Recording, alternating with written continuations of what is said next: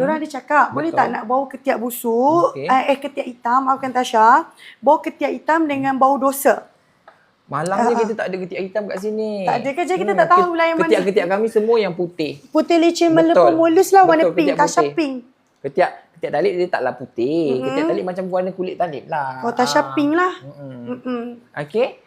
Ini untuk boy ke girl? Kalau dia sebenarnya cuff ni mainly for boy, tapi dia ada series yang ada line yang macam dia seakan-akan unisex lah. Kalau macam untuk perempuan boleh pakai, lelaki boleh pakai, yang ini EDP sahaja. Actually kan, apa yang Aida tanya dekat PIC dia tadi kan, dia boleh kata, sebabkan mostly hari tu masa kita live cuff, ada orang tanya Tasha, kita kena slow sikit. Tasha, wanita boleh guna tak? Boleh. Jawapan dia boleh sebab ini tidak berdosa lah, hukum ni tidak berdosa. Tidak berdosa. Tapi berdosa kalau menarik perhatian lelaki.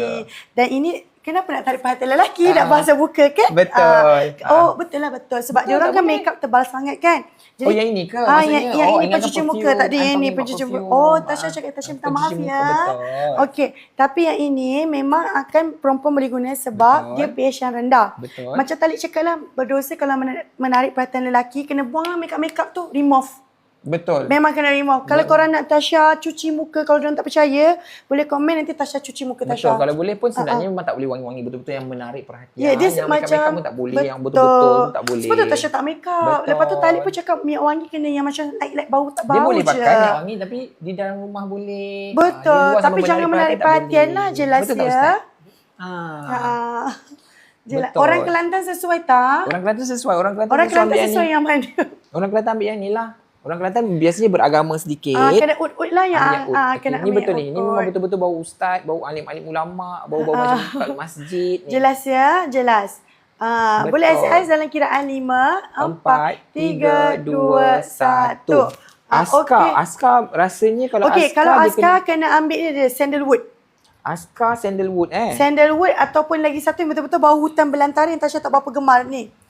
Ni Neofoger ni. Ini memang ini bau dia hutan. Ada satu, yang ni EDP dia ada, kita ada 5 EDP. One of this 5 memang bau dia sangat kuat dan dia disarankan untuk orang-orang yang memang aktif, berpeluh, macam cycling, hiking, orang yang memang buat aktiviti. Memang senang cerita jiwa dia sebati dengan alam semula jadi. Betul.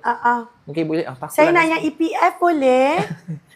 Boleh SS boleh SS bau. Tutup mata, suruh orang tutup mata. Tutup mata dulu korang tutup mata kejap, tutup mata nanti takut pedih. Tapi depan sikit. Ready tak? Kejap, ready tak? Ready ya. Ready tak?